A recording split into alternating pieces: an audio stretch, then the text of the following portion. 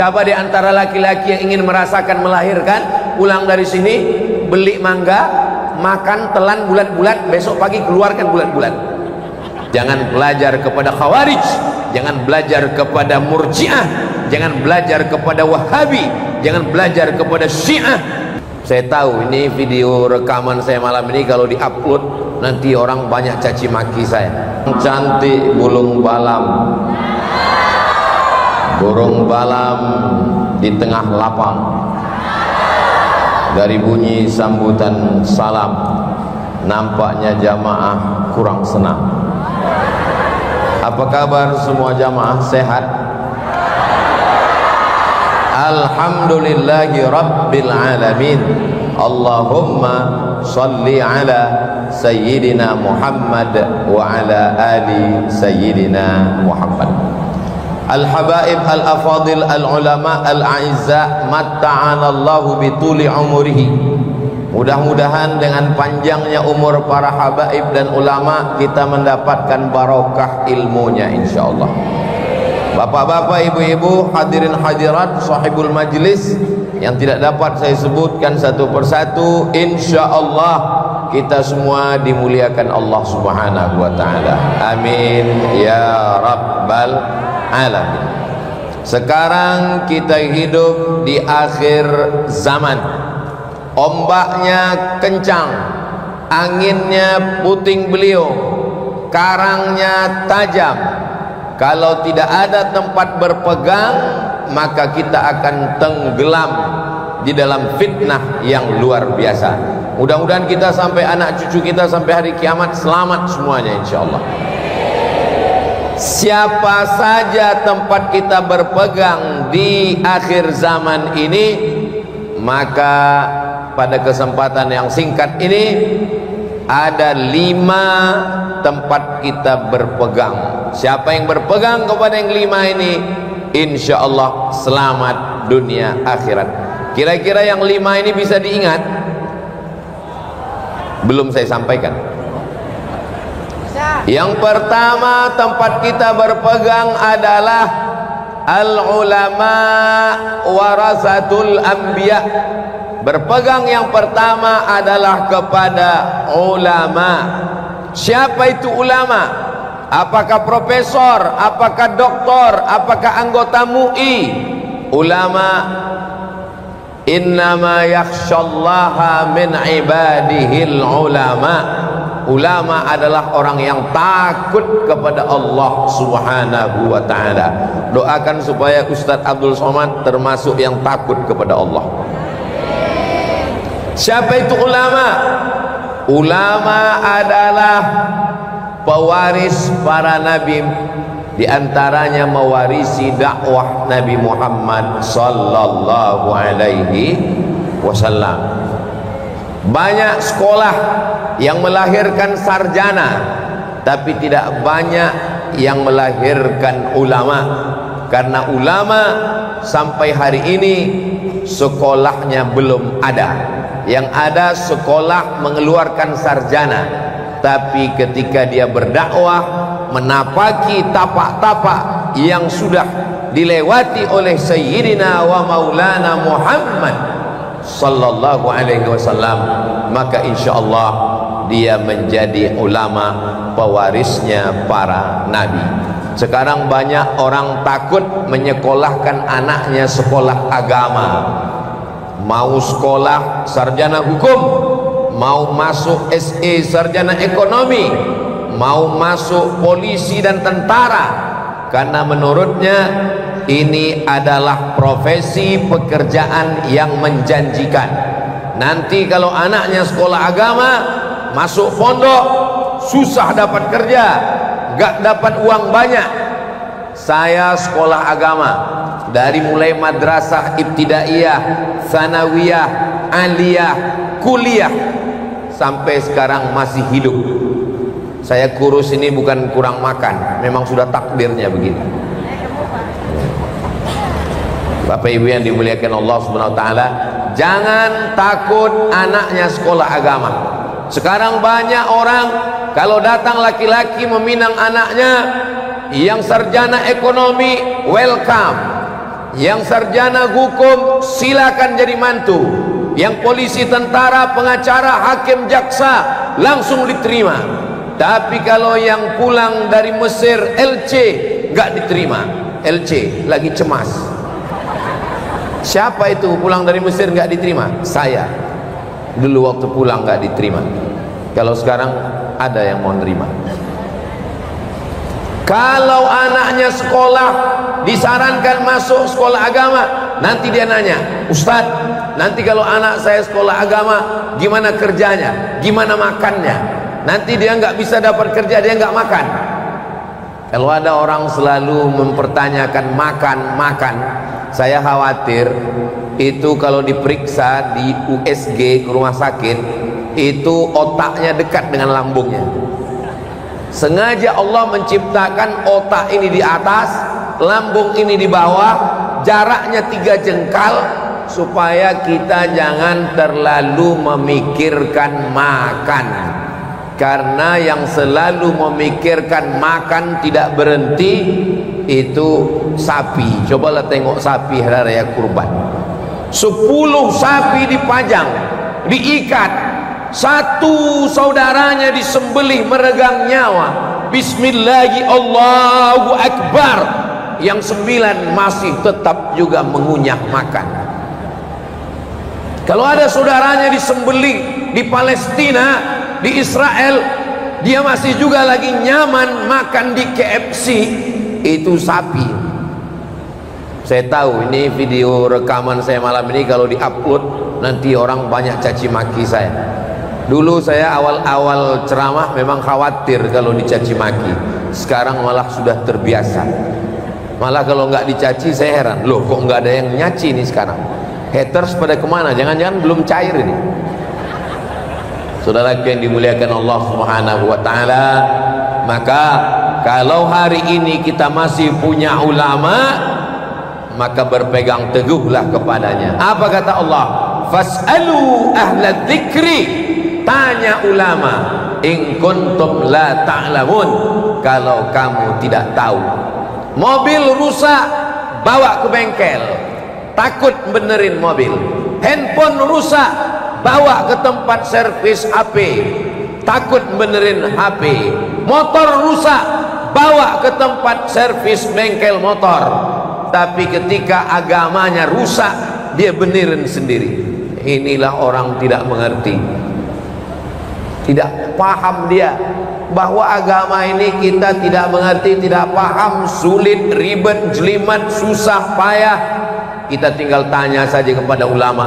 Mereka mondok, ada yang 7 tahun, ada yang 10 tahun, ada yang 20 tahun.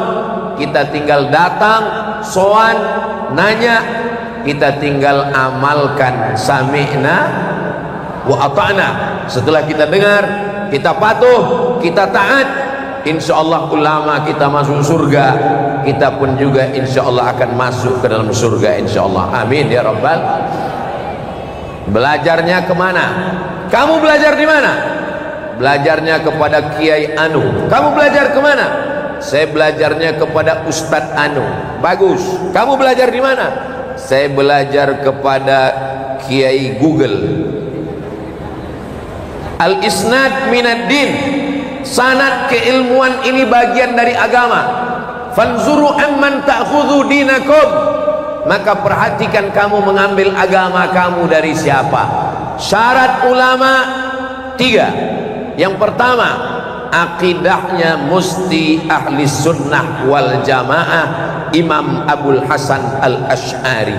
2, fikihnya mesti bermazhab. Mazhab paling tua Imam Hanafi, nomor 2 Imam Maliki, nomor 3 Imam Syafi'i, nomor 4 Imam Hambali.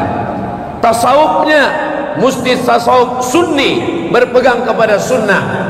Imam Abu Hamid Al-Ghazali, Imam Junaid Al-Baghdadi, itulah dia ahlus sunnah wal jamaah.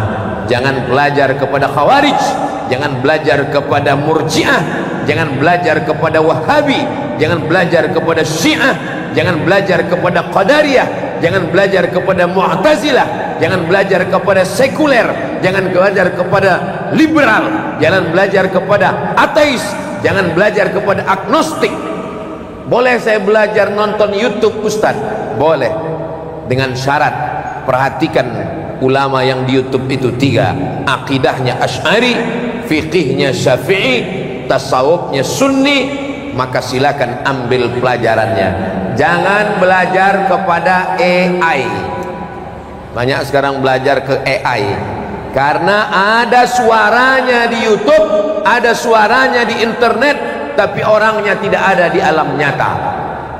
Saya sering lihat yang ada di YouTube, tapi saya sudah bolak-balik ke Malaysia, ke Kuala Lumpur, dia nggak ada di sana. Namanya Upin Ipin. Itu nggak ada di alam nyata.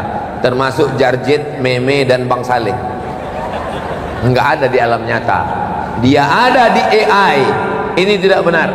Kemarin datang tamu 2 orang ke rumah, bisik-bisik, malu dia langsung nanya ke saya sambil bisik, kalian mau apa?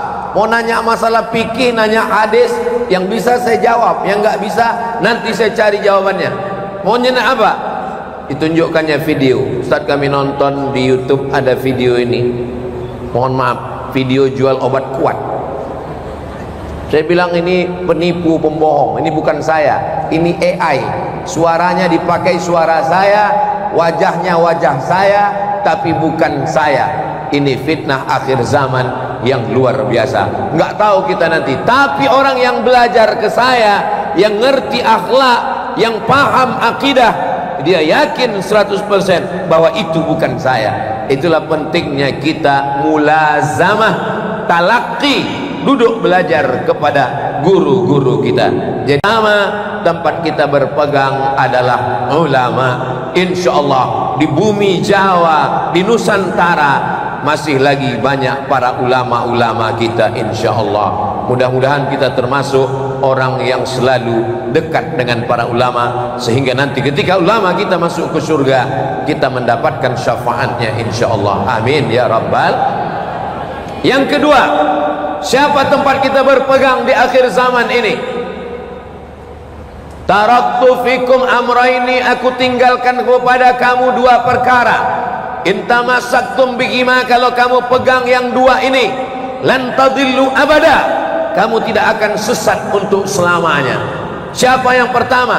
Yang pertama kitab Allah, Al-Quran.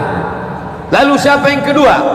Yang kedua adalah wa itrata ahli baiti, ahli baitku, keturunanku, zuriat Rasulullah sallallahu alaihi wasallam, yang selalu kita sebut dalam salat, Allahumma salli ala sayyidina Muhammad wa ala ali Muhammad, keluarga Nabi Muhammad sallallahu alaihi wasallam. Kalau di Mesir ini kantor Al-Azhar, Masyikhatul Azhar, dipimpin oleh Grand Syekh Al-Azhar. Zaman saya dulu belajar, nama Grand Syekh Azharnya namanya Syekh Sayyid Muhammad Tantawi, meninggal, digantikan oleh Syekh Ahmad Tayyib yang sekarang. Di samping Grand Syekh Al-Azhar ada satu kantor namanya Naqabatul Ashraf. Naqabah, persatuan, Ashraf jamak dari syarif. Kalau satu syarif, kalau 2 syarifani, kalau 3 ashraf, syurafa. Naqabatul ashraf, kantor persatuan syarif-syarif keturunan Nabi Muhammad sallallahu alaihi wasallam. Syekh Muhammad Mutawalli Asy-Sya'rawi Al-Husaini, Syekh Abdul Halim Mahmud Al-Husaini, Syekh Jabir Al-Hasani, sekarang Grand Syekh Azhar Syekh Ahmad Tayyib Al-Hasani. Ujung namanya kalau tidak Al-Hasani, Al-Husaini. Saya berangkat ke Maroko. Di Maroko juga zuriat keturunan Rasulullah sallallahu alaihi wasallam. Ada satu kota namanya Casablanca, ibu kota Maroko. Di Casablanca ini ada satu masjid namanya Masjid Hasan II. Masjid Hasan II Raja Maroko. Di tiang tengah masjid itu tertulis Hasan II, anak Muhammad 5, anak Hasan 1, yang nasabnya sampai kepada Sayyidina Al-Hasan, anak Sayyidatuna Fatimah, anak Sayyidina wa Maulana Muhammad sallallahu alaihi wasallam. Lalu bagaimana dengan kita di Indonesia? Adakah Al-Hasani? Adakah Al-Husaini? Adakah Naqabatul Ashraf? Nabi Muhammad sallallahu alaihi wasallam punya anak perempuan namanya Sayyidatuna Fatimah. Sayyidatuna Fatimah punya anak laki-laki namanya Sayyidina Al-Hasan, Sayyidina Al-Husain. Sayyidina Al-Husain punya anak laki-laki namanya Sayyidina Ali. Karena ibadahnya hebat, digelar dengan Ali Zainal Abidin. Ali Zainal Abidin punya anak laki-laki namanya Muhammad Al-Baqir. Sayyidina Muhammad Al-Baqir punya anak laki-laki namanya Sayyidina Ja'far As-Sadiq. Ja'far As-Sadiq gurunya Imam Hanafi. Ja'far As-Sadiq punya anak laki-laki namanya Musa Al-Kazim. Ada lagi Ismail, ada lagi Ali Al-Uraidi. Ali Al-Uraidi punya anak laki-laki namanya Muhammad An-Naqib. Muhammad An-Naqib punya anak laki-laki namanya Isa Ar-Rumi. Isa Ar-Rumi punya anak laki-laki namanya Ahmad bin Isa Al-Muhajir. Al-Muhajir artinya pindah, karena dia hijrah dari Baghdad, Irak menuju Yaman, negeri yang pernah didoakan Nabi, Allahumma barik lana fi Yamanina. Sayyidina Ahmad bin Isa Al-Muhajir punya anak laki-laki namanya Ubaidillah. Ubaidillah punya anak laki-laki namanya Alawi. Keluarga Ba Alawi, keluarga Alawi. Itulah dia keluarga Alawi yang turun ke bawah. As-Saqqaf, Al-Haddad, Al-Jifri bin Syihab bin Syekh Abi Bakar. Maka ini semuanya adalah orang yang kita cintai. Cinta bahasa Arabnya hub. Orang yang dicintai Habib. Orang yang mencintai Habib. Habib itu artinya dua, mencintai dan dicintai. Kenapa mereka dipanggil Habib? Karena kita cinta kepada mereka, karena ada darah Nabi dalam badan mereka. Mengapa mereka disebut Habib? Karena mereka pun cinta kepada kita, karena mereka mendakwahkan la ilaha illallah Muhammadur Rasulullah sallallahu alaihi wasallam. Alhamdulillah sampai hari ini para habaib masih ada As-Saqqab, masih ada Al-Haddad, masih ada Al-Idrus, masih ada bin Syihab, masih ada bin Syekh Abi Bakar, yang sebagiannya hadir bersama kita. Doakan supaya Abdul Samad dan anak keturunannya termasuk pencinta zuriat Rasulullah sallallahu alaihi wasallam. Saudara yang dimuliakan Allah Subhanahu wa taala, kalau tempat berpegang kita ini masih ada, tapi Ustaz Somad kami baca dalam hadis katanya suruh berpegang dua, Al-Quran dan Sunnah. Betul, Al-Quran dan Sunnah itu dalam hadis riwayat Imam Malik dalam kitab Muwatta dan dalam kitab Imam Al-Hakim namanya Al-Mustadrak. Tapi dalam Sahih Muslim Al-Quran dan keturunan Nabi Muhammad sallallahu alaihi wasallam. Apakah bertentangan antara dua hadis ini, antara Al-Quran dengan Sunnah, dengan Al-Quran dengan Ahli Bait? Tidak bertentangan, karena kata Imam Nawawi, makna Ahli Bait karena mereka litamassukihim bis sunnah, karena mereka berpegang teguh kepada sunnah Nabi Muhammad sallallahu alaihi wasallam. Sunnah Nabi ada dalam Sahih Bukhari, ada dalam Sahih Muslim, ada dalam Sunan Nasai, ada dalam Sunan Ibni Majah, ada dalam Sunan Tirmidzi, ada dalam Sunan Musnad Ahmad bin Hanbal, ada dalam Sunan Ad-Darimi, ada dalam Musnad Ahmad bin Hanbal. Dia tertulis di atas kertas, tapi sunnah yang berjalan dari mulai sorbannya sampai jubahnya, sampai jenggotnya, sampai siwaknya, sampai tongkatnya, sampai cincin di kelingkingnya, itu ada pada keturunan Rasulullah sallallahu alaihi wasallam. Makanya kita memanggilnya Sayyidina, karena Nabi mengatakan Innal Hasan wal Husain sayyida syababi ahlil jannah. Sesungguhnya Al Hasan dan Al Husain pemimpin pemuda penghuni surga. Itulah mengapa kita menyebut mereka Sayyidi, Sayyidi Al-Habib, tuanku Al-Habib, orang yang tercinta. Maka di antara cara kita, kalau jamaah masih berpegang kepada ulama, masih selamat. Berpegang kepada Habib, masih selamat. Apa bedanya ulama dengan Habib? Ulama mewarisi ilmu Nabi Muhammad sallallahu alaihi wasallam. Habib mewarisi darah Nabi Muhammad sallallahu alaihi wasallam. Memangnya Ustaz Somad tidak keturunan Nabi? Saya keturunan Nabi, Nabi Adam. Siapa di sini yang tidak mengaku keturunan Nabi Adam berarti keturunan monyet. Mohon maaf, jangan tersinggung. Bukan kata saya, kata Charles Darwin. Kata Darwin, manusia ini berevolusi dari monyet. Lalu kemudian anehnya, kenapa monyet yang sekarang nggak ikut evolusi? Apa dia nggak daftar?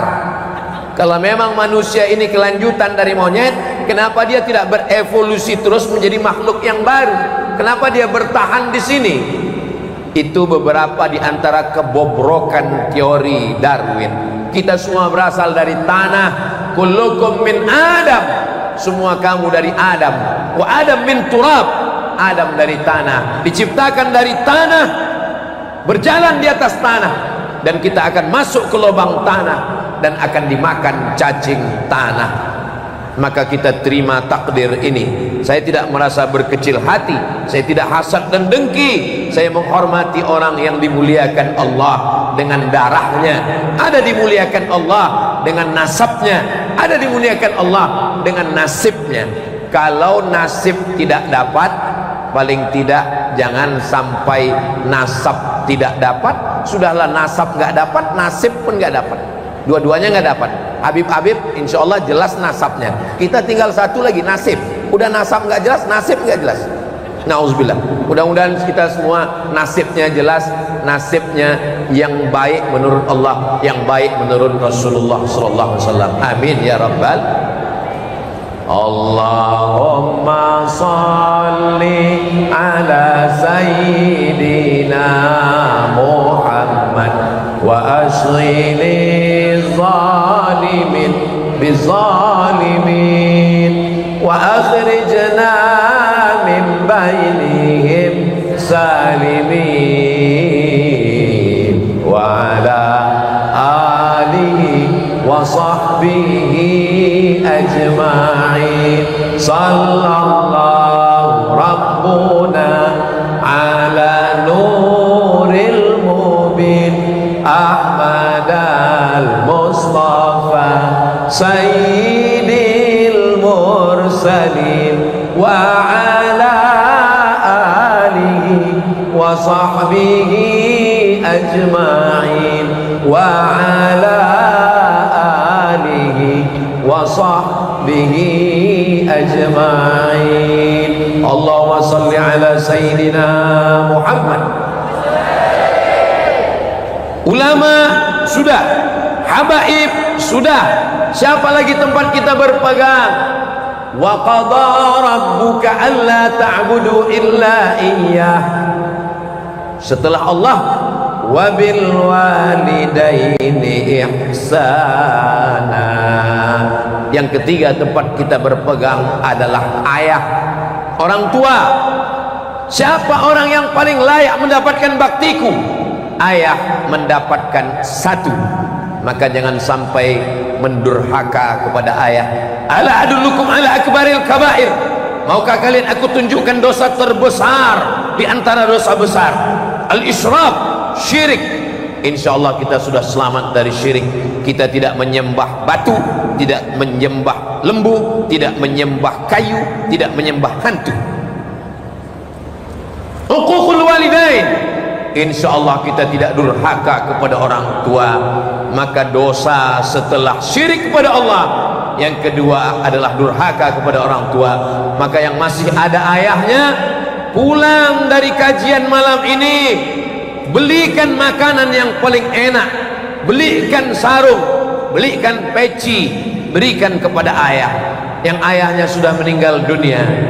untuk ayah-ayah kita semua yang sudah meninggal dunia, untuk mereka semuanya. Al-Fatihah. A'udzubillahi minasyaitonir rajim. Bismillahirrahmanirrahim.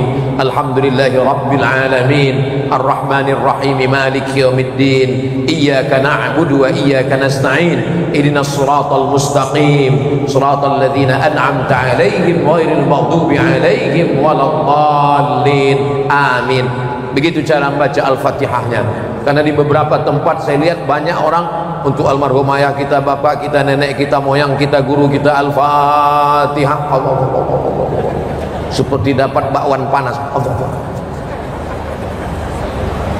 Wa in khatimul Qur'ana, kalau mereka menghatamkan Al-Quran satu khatam 30 juz, kana hasanan.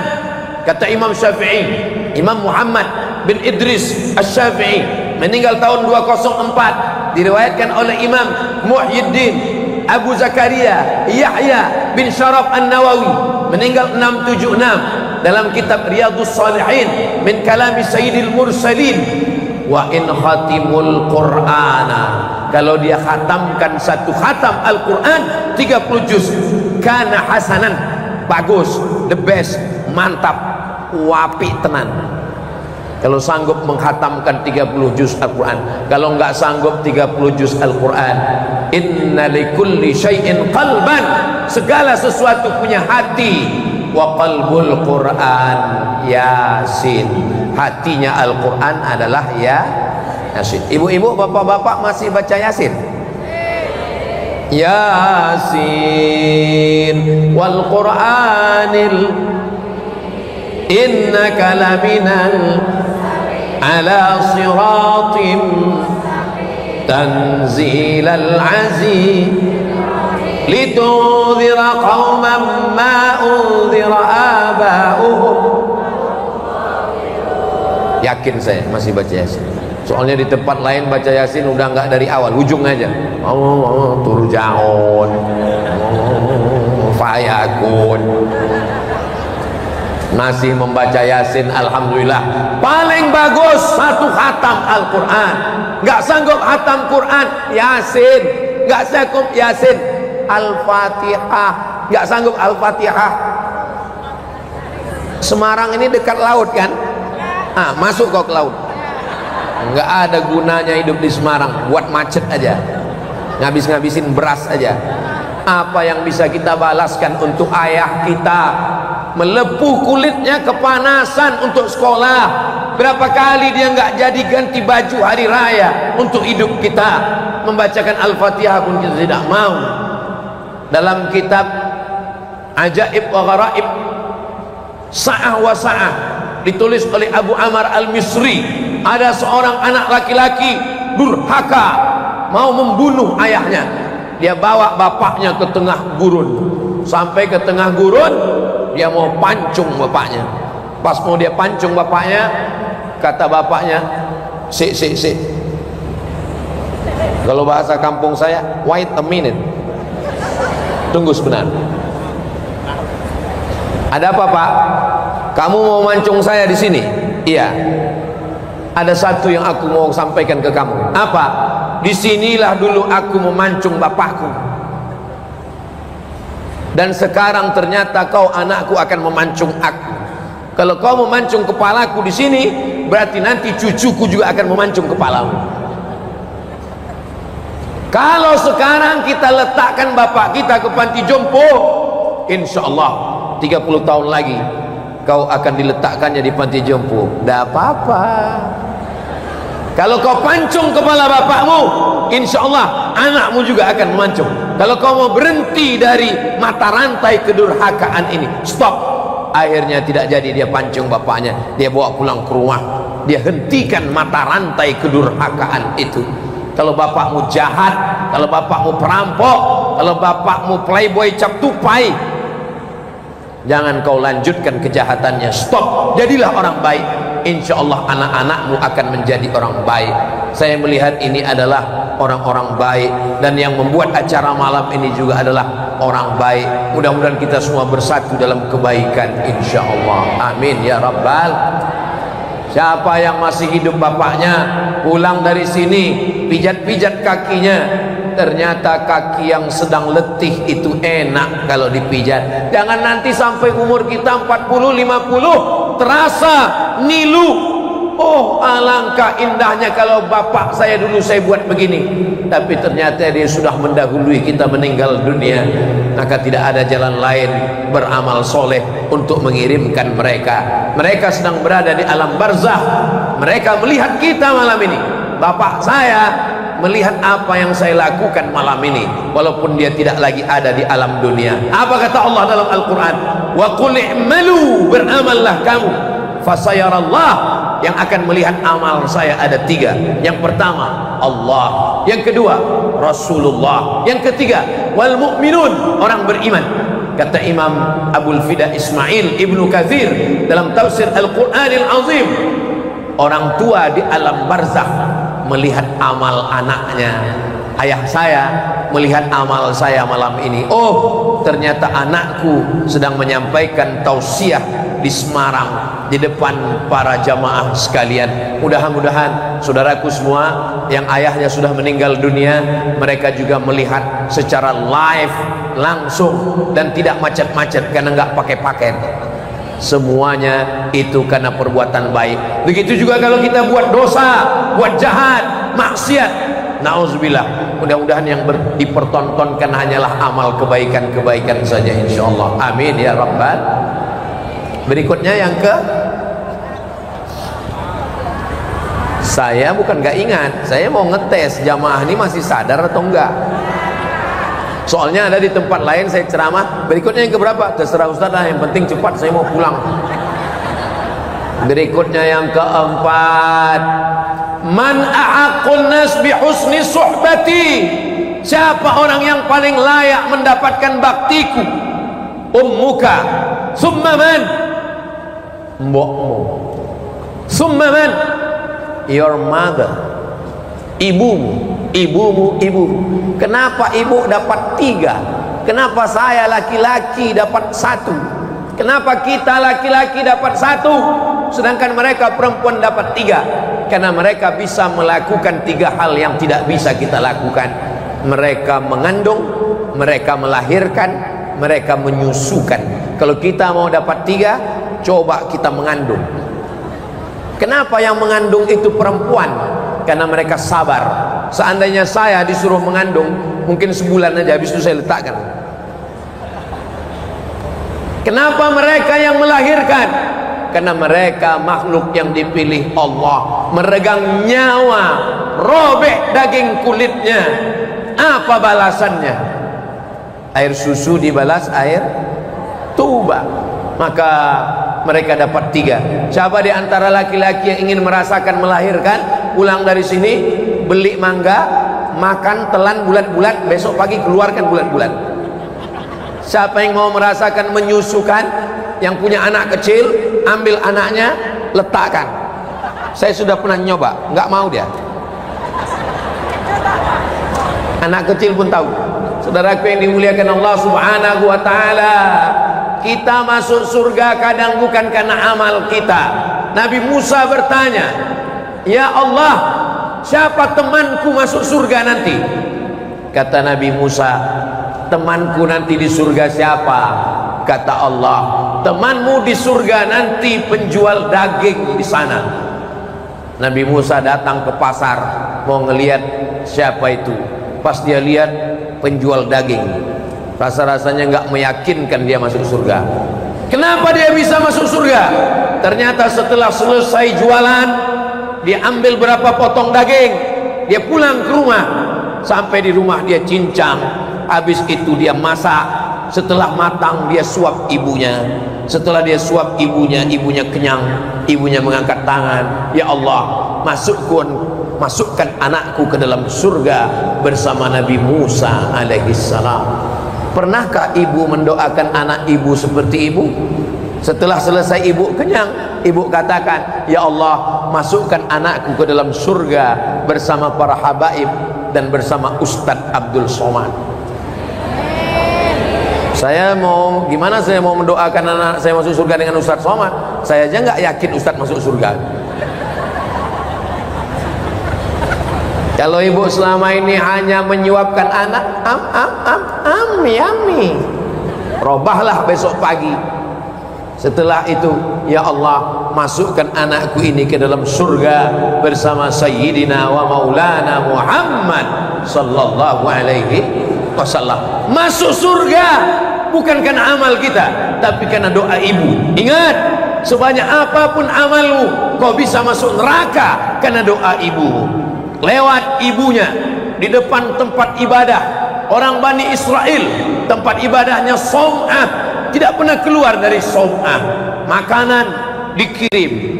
Saya heran, kok adik-adik ini dari tadi ngelihat ke sana, rupanya saya lebih besar di situ. Makanan dikirim, pakaian dikirim, pakaian kotor diambil dicucikan. Dia nggak pernah keluar dari Som'ah. Lalu kemudian lewat, mohon maaf, wanita lewat ibunya di depan memanggil, ya Juraij. Menurut dia lebih baik beribadah daripada menyambut panggilan ibu. Panggilan yang kedua, ya Juraij. Dia juga tetap dengan ibadahnya. Panggilan ketiga, ya Juraij. Dia juga tidak menyahut, dia diam. Apa kata ibunya? Allahumma la tumithu hatta turihi wujuhal mumisat. Jangan matikan dia sebelum matanya melihat wanita tuna susila. Menurut hukum alam, tidak mungkin matanya melihat wanita tuna susila, karena dia tinggal di Som'ah, dia beribadah, tidak mungkin. Tapi skenario Allah terjadi. Apa yang terjadi? Tak lama setelah itu ada seorang perempuan yang mengandung, dan ketika ditanya, siapa yang menghamilimu? Dia menjawab, yang menghamili saya adalah Juraij. Juraij ditarik dari Som'ah, tempat ibadahnya dihancurkan rata dengan tanah, lalu dia ditarik, digeret. Hai Juraij, kamu penipu, penjahat, pembohong, mengaku beribadah, ternyata perempuan ini hamil karena kamu. Kata Juraij, jangan hukum saya, tunggu anaknya lahir, nanti setelah anaknya lahir baru jatuhkan hukuman. Anaknya lahir. Setelah anaknya lahir, Juraij menusuk pusar anak itu dengan telunjuknya sambil berkata, who is your father? Bapakmu siapa oleh? Anak itu menjawab, Ra'il Ghanam, bapak saya pengembala kambing. Di saat itu juga Bani Israel bersimpuh sujud, karena yang bisa menunjuk itu di Bani Israel cuma dua, bayi yang ditunjuk Juraij dan Sayyidina Isa, Nabi Isa alaihi salam. Lalu mereka minta maaf, maafkan kami Juraij, kami akan mengembalikan Som'ah yang sudah kami hancurkan dari emas. Enggak perlu, kata Juraij. Kenapa? Karena Allah hanya ingin menunjukkan doa seorang ibu yang luar biasa. Maka ibu kalau ingin anaknya baik, panggillah dengan panggilan yang baik. Oh calon ulama besar, oh calon gubernur tanpa ikut pilkada, panggil dia dengan baik. Jangan memanggil anak, oh anak setan. Untung anaknya nggak berani ngelawan. Kalau anak berani, sebentar ya, mama setan. Nauzubillah. Maka ucapan ibu luar biasa, Bu. Saya selalu ditanya orang, apa amalan Ustad? Apa zikir Ustad? Apa riyadhah Ustad? Saya bilang saya nggak pernah punya zikir amalan khusus apa-apa. Saya hanya mencintai para habaib. Kalau saya ketemu, saya cium tangan mereka, saya minta doakan, saya minta wirid, dan saya sayang dengan ibu saya. 11 tahun saya jaga ibu saya. Saya pulang dari Maroko 2008, 2019 beliau meninggal waktu saya ceramah di Pulau Madura. 11 tahun serumah dengan saya. Apapun katanya tak pernah saya melawan. Cita-cita saya cuma satu, aku mau kuliah S1, S2, S3. Habis itu aku akan pulang jadi dosen. Kalau aku punya duit, aku akan membahagiakan ibuku, tak lebih daripada itu. Jadi adik-adik saya sekalian, berpegang kepada ibu luar biasa. Berpegang kepada teman, pagi jadi teman, sore jadi lawan. Berpegang kepada pohon kayu, tumbang. Berpegang kepada harta, binasa. Berpegang kepada uang, sirna. berpegang kepada istri, kita mati 4 bulan 10 hari, nama sudah berganti menjadi nama Bronis, berondong manis. Lalu berpegang kepada siapa? Kasih ayah di simpang jalan, kasih ibu sepanjang jalan, kasih saudara ada berada. Apa maksud ada berada? Dia ada, kita ada, enak berteman. Dia kaya, kita kaya, sedap cerita. Tapi kalau sudah satu kaya, satu miskin, pura-pura nggak kenal. Saudaraku yang dimuliakan Allah Subhanahu wa taala, di akhir zaman berpegang dengan ulama, berpegang dengan habaib, berpegang dengan ayah, berpegang dengan ibu. Yang terakhir, siapa kita pegang? Sosok manusia. Pegangan terakhir kita adalah wa ma kana Allahu liyu'adzibahum wa anta fihim. Kamu tidak akan diazab Allah kalau dia ada bersama kamu. Wa ma kana Allahu mu'adzibahum wa hum yastaghfirun. Allah tidak akan menurunkan azab kalau dia ada bersama kamu. Siapa dia? Rasulullah sallallahu alaihi wasallam. Ini yang terakhir, yang kelima ini susah memahaminya. Berpegang kepada ulama ada, berpegang kepada habaib ada, berpegang kepada ayah ada, berpegang kepada ibu ada, berpegang kepada Rasulullah enggak ada. Rasulullah ada karena dia tetap menyambut salam kita. Kalau Nabi itu tidak ada, untuk apa kita mengucapkan salam? Assalamu alayka ayyuhan nabiyyu wa rahmatullahi wa barakatuh. Assalamu alayka artinya dia ada di hadapan kita. Karena bunyi kalimatnya assalamu alayka. Kalau bahasa kampung saya, peace be upon you. Kata kalimatnya kalimat langsung. Bahasa Arabnya assalamu alayka. Kalau dia jauh di sana, assalamu alaihi, peace be upon him. Tapi bunyinya adalah assalamu alaika. Rasul itu sangat dekat dengan kita. Sedekat apa? Saat kita mengucapkan salam kepadanya, dia menyambut salam. Itulah kenapa ketika Abdullah bin Umar, kalau dia pulang dagang, dia tidak pulang ke rumah, dia tidak menemui istrinya, dia tidak menemui anaknya, dia datang ke depan makam Nabi. Assalamu alayka ya Habiballah, assalamu alayka ya Rasulullah, assalamu alayka ya Safwatallah.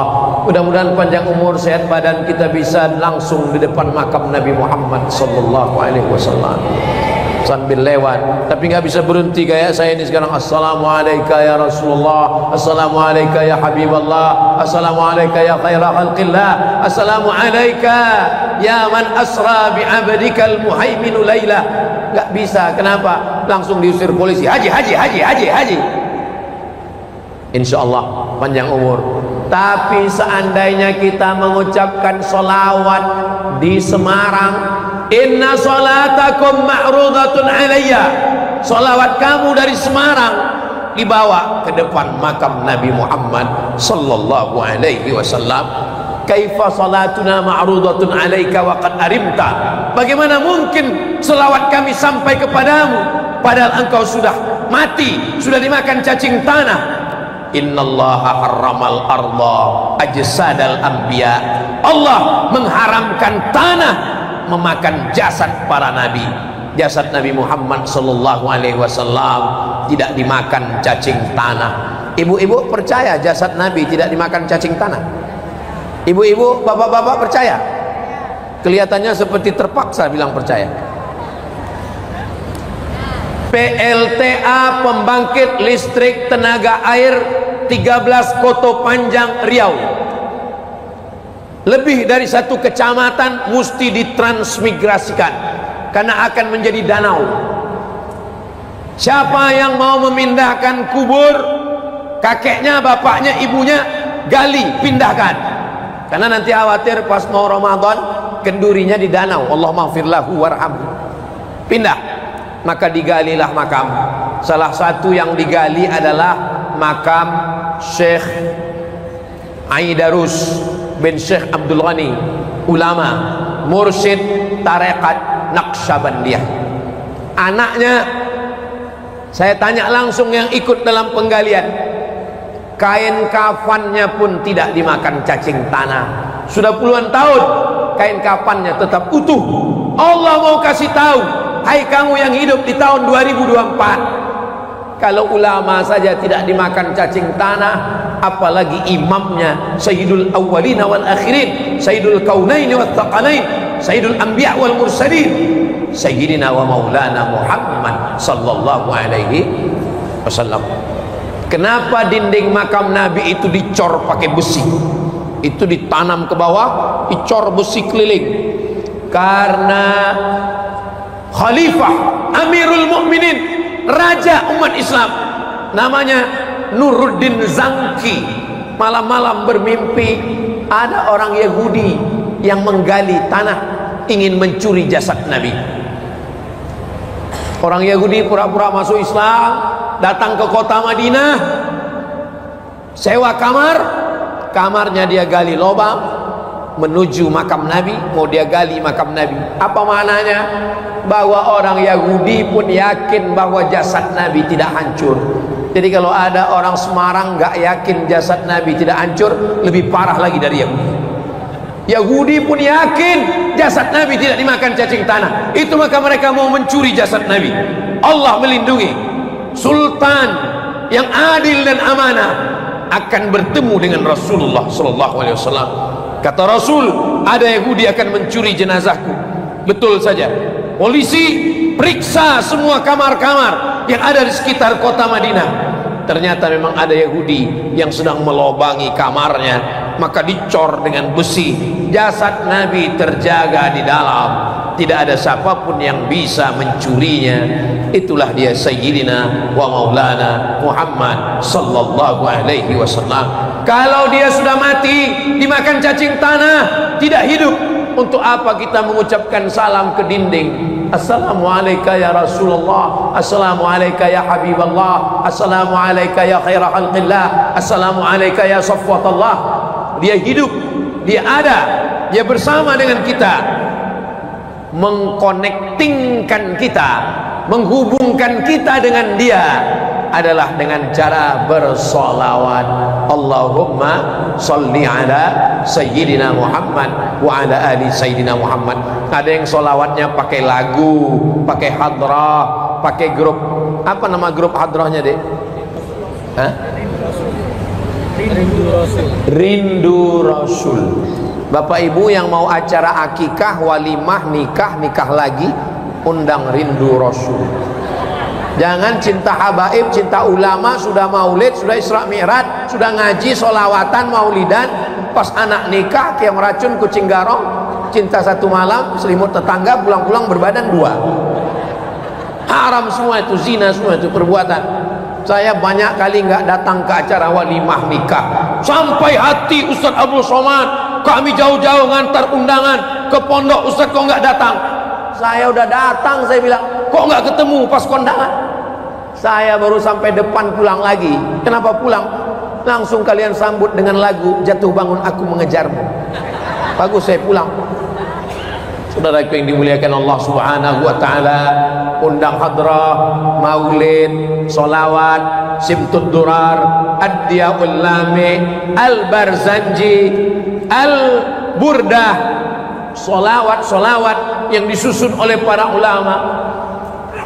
Maulaya salli wa sallim daiman abada ala habibi khairil khalqi kullihim ya rabbi bil mustafa balligh maqasidana waghfir lana ma madha ya wasi'al karami ya Rabbi bil Mustafa. Ya Allah, berkat Nabi Muhammad, balligh maqasidana, sampaikan segala maksud niat kami.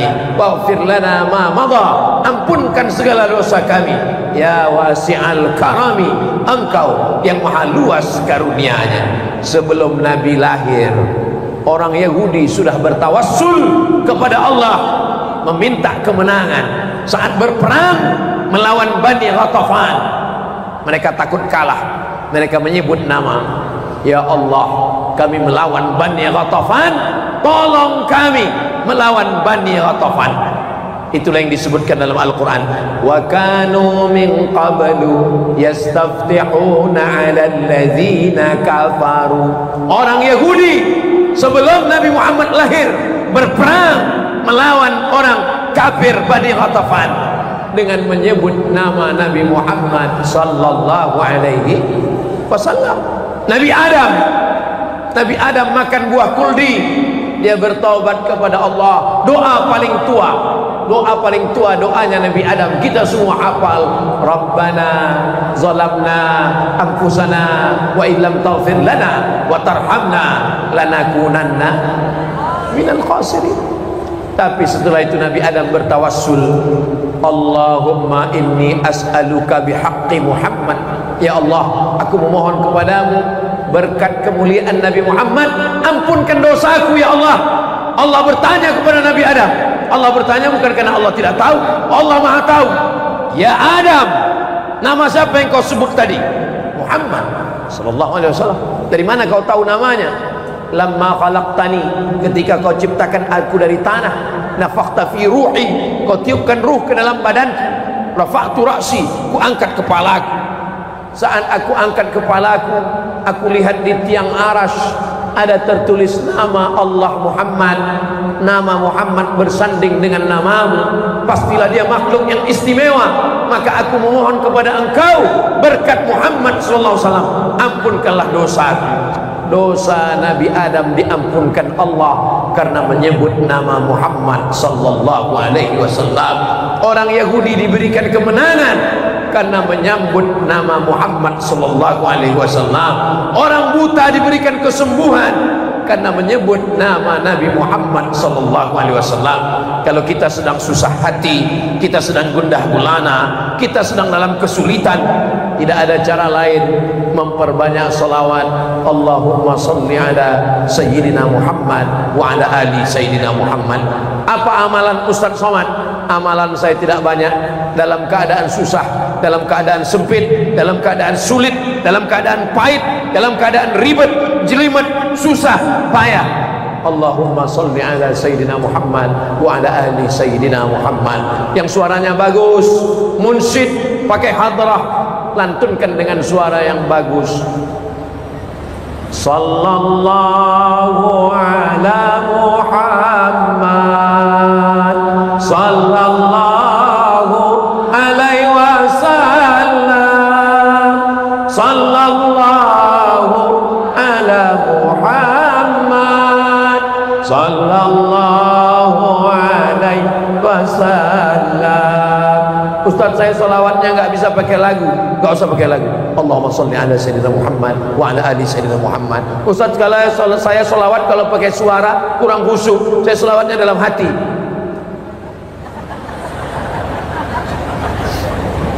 Jangan sampai tidak ada pegangan sama sekali di akhir zaman. Godaannya luar biasa. Orang yang di akhir zaman gak punya pegangan, berpegangnya kemana? Ke dukun. Pegangnya kemana? Game online. Pegangnya kemana? Judi online. Pegangnya kemana? Pinjaman online. Pegangnya kemana? Pohon keramat. Pegangnya kemana? Kemaksiat, narkoba, zina, mohon maaf, prostitusi. Maka kalau kita berpegang kepada 5 sosok manusia, Ustaz kenapa tidak nyebut berpegang kepada Allah? Allah bukan pribadi. Allah itu laisa kamitslihi syai'un. Yang saya maksud dengan yang 5 ini adalah manusia. Manusia, bukan Tuhan. Yang pertama adalah ulama, yang kedua adalah habaib, yang ketiga adalah ayah, yang keempat adalah ibu, yang kelima adalah sayyidina wa maulana wa syafi'ina wa zuhrina wa qurrati a'yunina Muhammad sallallahu alaihi wasallam. Makanya kalau ada maulid datang, ada pembacaan burdah datang, ada khataman datang.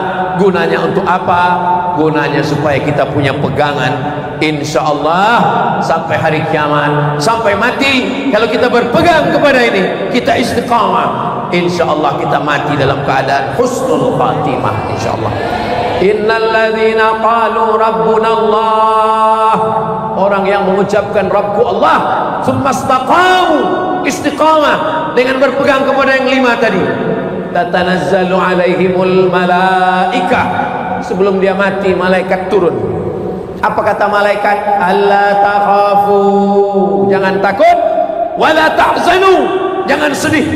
Orang yang mau mati itu takut sakaratul maut, takut azab kubur, takut padang mahsyar, takut titian siratal mustaqim, takut neraka. Kata malaikat, alla takhafu, jangan kau takut. Orang yang mau mati itu sedih meninggalkan anak, sedih meninggalkan istri, sedih meninggalkan mobil baru DP belum kredit, sedih meninggalkan rumah, sedih meninggalkan harta. Apa kata malaikat? Wala tahzanu, jangan sedih, jangan takut, jangan sedih.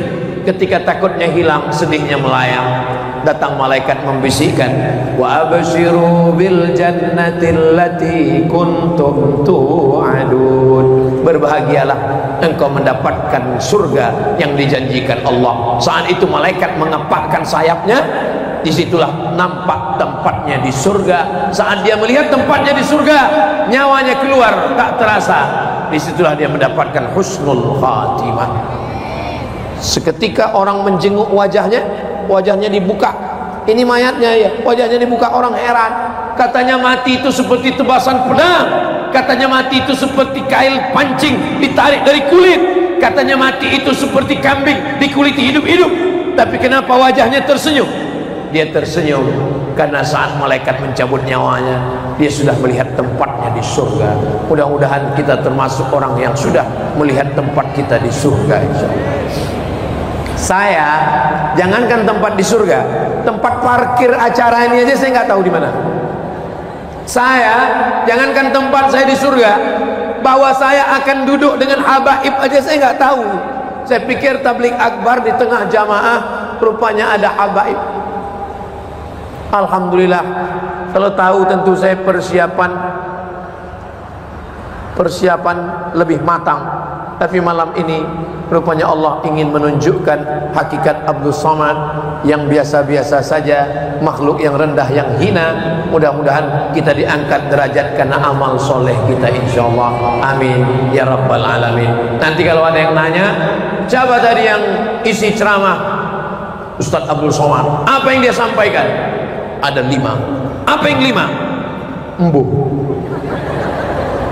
Siji, loro, telu, papat, limo. Kalau bisa jelaskan, jelaskan. Kalau nggak bisa jelaskan, tonton di channel Ustadz Abdul Somad Official, subscribe, like, share, and comment. Itulah yang dapat saya sampaikan pada kesempatan yang baik dan mulia ini.